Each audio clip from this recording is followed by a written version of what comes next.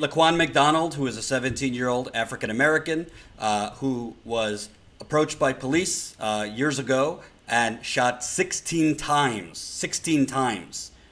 He was shot for the first two times, and he was down already after he was shot. And then Officer Jason Van Dyke shot him, I guess, 14 more times for a total of 16. And then the Chicago Police Department and Mayor Rahm Emanuel, that bastion of progressivism, Democrat Mayor Rahm Emanuel of Chicago, covered it up, tried to make sure that the video didn't get out there. Thanks to activists and organizers on the ground, the video did get out there. That video showed in horrible, horrific view that Laquan McDonald, who was 17 years old, posed absolutely no threat to the police officer, and he was already shot down before over a dozen bullets came his way. A jury found him guilty today of second-degree murder and also guilty of 16 counts of aggravated battery. The 16 counts for every single shot that he shot Laquan McDonald. Just so you know, Laquan McDonald, 17-year-old, his teacher called him respectful. His last report card, he got an A and a couple B's. He was not known as a bad kid, and obviously had a family and a loving family. So with the 16 counts of aggravated battery and the second-degree murder is murder, obviously, without premeditation. First-degree murder is murder with premeditation. So the jury found that he didn't have premeditation, but that he still committed murder. So with those charges, second-degree murder and the aggravated battery charges, the 16 counts, he's facing 6 to 30 years. 6 to 30 years. He could be facing more than that in total when you factor in the second-degree murder. So Jason Van Dyke is going to be going to prison for probably several decades, if not the rest of his life. Obviously, the Chicago Police Department, which I think is kind of like the mafia, said he should be found not guilty. The Fraternal Order of Police chief, which is Chicago's police union, is basically the biggest, most strongest union in the whole country, said today that it was, a miscarriage of justice, that he should have been found not guilty. McDonald had a knife, so they tried to paint it that Officer Van Dyke, reasonably feared for his life, but McDonald was walking away from Van Dyke when Van Dyke started shooting. And Van Dyke was literally on the scene for 6 seconds. 6 seconds before he started shooting. This is the first Chicago police officer that has been tried for murder in 3 decades. 3 decades. So I was trying to monitor multiple things, the Susan Collins speech, as well as the reaction to this.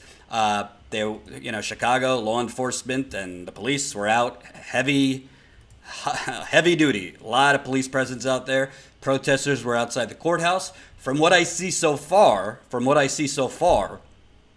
the protesters are reasonably happy with this verdict, which is a guilty verdict. And again, Van Dyke will be will spend at least, I think he's going to probably be towards the 30 years in prison. That's a lot more justice than people in Chicago, black people in Chicago, have gotten. Usually police are found not guilty or get like a probation or like paid leave via an investigation. Or, Chicago just pays for it through $1 million settlements and the police don't face criminal penalty. But I think this is bigger than Laquan McDonald. If you were following this channel over the summer, Ty and I went to Chicago right after Harith Augustus, a barber, was shot and killed by police. There were other, obviously, black men have been killed in Chicago for many, many years. We decided to go this summer to focus on it. And this one officer being put away for many years is a good start. That's the reaction we're hearing from protesters outside the courthouse and elsewhere. It's a good start, but It's much bigger than Laquan McDonald in Chicago, and it's much bigger than police brutality. There is a modern day segregation in Chicago. There is a modern day hunt of black men and younger black men in Chicago. There is economic despair and oppression of black people in Chicago. And honestly, the Democratic Party has presided over most of it. So if you didn't see any of the videos we did in Chicago, I'm going to play you a few so you can kind of see beyond just Laquan McDonald, who it's not complete justice. Nothing brings back a person's life. This is a 17-year-old senselessly killed for no reason. But at least for the first time in a long time, a Chicago police officer is going to face prison time, and a lot of it. But the video clips I'm about to play for you will show clearly that this is a much more systemic problem. And honestly, Chicago, if you want to ask me, being there as a white person, it's a war zone. It is an open air war zone that doesn't get the coverage it needs to apply real pressure to the police. What should the rest of the country, there's a national audience, what should the rest of the country know about what's going on in Chicago? The rest of the country should know that we get treated unfairly, we get killed for no reason, unjustly, and we don't get justice for these murders, and we need it. It has to stop. And are you afraid just walking out the door every day? Are you afraid for your life? No, I don't. They don't put fear in my heart. I walk up with my head out and my chest up. They don't put fear in my chest. You hear me? It's not gonna happen. The system saying fuck us, so fuck the system. The system in So Chicago. what if we go out and start shooting the police? So we go to jail, right? Oh, so the police scared. So the police right now, they shooting. You know, the first thing, they don't even, look what just happened in Aurora, just rural Colorado just now. A white man just get killed in his own home. He killed the gunman, but the police killed him. If they're not going to listen to us when we shut down these streets, then they're never going to. We got to keep hitting them over and over until they finally listen. We shut down the Dan Ryan last month, now Lakeshore Drive. We're going to keep pushing until they budge. They're going to have to. They're going to have to. More black people have left the city of Chicago within the last 10 years. They're leaving. All the major companies that he got coming to Chicago is not investing in Lawndale, Inglewood, none of the poor communities. All the money is going to Lakeshore Drive to people who already got money. So we're just trying to get some justice out here. He's not showing no love for black and brown communities. It's no secret. And the more people I talk to, the more people will say they got food deserts, they got schools shutting down, no access to services or emergency services. All the mental facilities are shut down. He shut down 50 schools in poor communities. 50.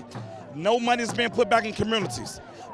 And it looks like they want to put the money into the now $95 million into another police academy. And who's going to train the police? When the police get trained, who's going to train the police to be good police? It's not the police fault, it's the mayor fault who's over the police. They're telling the police not to do their job. Somebody got to train the trainers. Who's going to train the trainers? You invest $95 million to a police academy that's going to be trained by the same people that's shooting black people in their back. That's getting shot in their back 5-6 times. It doesn't make sense. That $95 million could have went into schools. It could have went to economic growth, development. That's what it could have went into. Not a new police academy, a pretty police academy. We don't need that. And what are your thoughts on city council, too? Because it looks like most of the city council is basically taking in money for themselves and keeping the money flowing instead of investing. The aldermen is doing it, and all the city councils do it. All of them is crooked, all of them is illegal because they don't care about the black and brown communities. So they taking the taxpayers' money, our hard-earned taxpayers' money, they're taking it, keeping it for themselves. They're using bribes, everything they can. All the aldermen is getting paid under the table by Rahm Emanuel, the state alderman, and he's helping them win. And it's wrong. It is all illegal. It's all illegal. Look now, Gary McCarthy just came out against Rahm Emanuel and just told on him, saying that he's doing pay-to-play tactics. So I want to see if all the newscasters going to come out and investigate Rahm Emanuel saying what they did Willie Wilson when he was helping poor people. So I want to see if they're going to investigate Rahm Emanuel because it came out that he just got caught doing pay-to-play tactics. So we're going to see if they're going to investigate him. And, you know, it seems like all the money also, developers send in money to the mayor and they get all these contracts. Tax cuts. So the way it works is they friends with the mayor. They ask the mayor they need a big development. He approved the development. After they get the development, they give him $50,000, $60,000 to his campaign. But why is it that every time he get the money, it's right after they get approved for a contract? $60,000, $50,000, $40,000. That's not pay to play. That is strictly pay to play. But the problem is every time the company come into Chicago, every time $20,000, $30,000 jobs come to Chicago, the jobs never is placed to the poverty. The poor people never get the jobs. All the jobs is going to people who already have money. The jobs is going to upper middle class who don't need the money. The jobs never go to if you go in the Lawndale area right now, it looks like the old Mississippi back in the 60s. It's just poverty, burned down, abandoned buildings everywhere. Where's all this money going? Trash everywhere. Where's the money at? Nothing is being put where it belongs. Rahm Emanuel only care about money. He don't care about the citizens of Chicago. I don't think he's a bad man. I think he's a bad mayor. I don't think he's a bad man. I think he wants Chicago to look like New York and L.A. when this is not. Chicago is not New York, L.A. This is great Chicago. Home of the Maxwell Street Polish. Home of the Budweiser. Hard-working man that's going to work and go home and take care of his kids. This is not Vegas. This is not New York, L.A. All citizens supposed to have equal justice. Everybody should be deserved. Our families should be able to go outside without getting their brains blew out. Kids being killed now. Mothers being carjacked. Fathers being carjacked. Come on now. He's doing nothing about it. What's your message to the rest of the country who hasn't been paying attention to this emergency in Chicago? Well, because Chicago has made a lot of people rich and famous, we're asking them to come back here and help us fight these atrocities and these issues that we face it. Not just give Barack Obama $1 million for his library Oprah.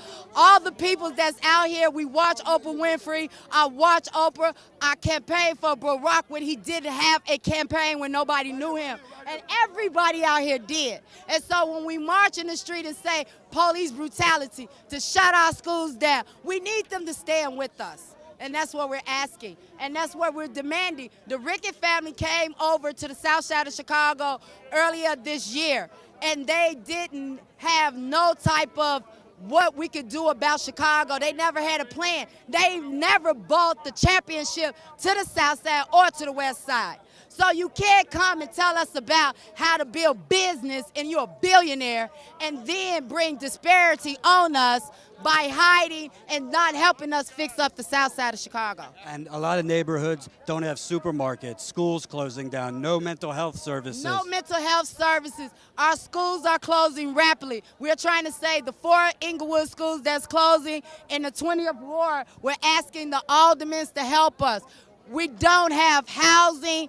The grocery stores are all filled of unclean, unhealthy food. We have a food desert. Right now, there has not been a grocery store on 71st and Jeffrey for over 5 years where Snoop was killed at. Had Leslie Harrison build a real business community there, maybe Snoop, who is a barber and a father of a 5-year-old, wouldn't have lost his life that day. And lastly, the rest of the country, the rest of the media, they're focusing on Trump and Russia and all this stuff while people are getting murdered, starving. What's your message to the national media?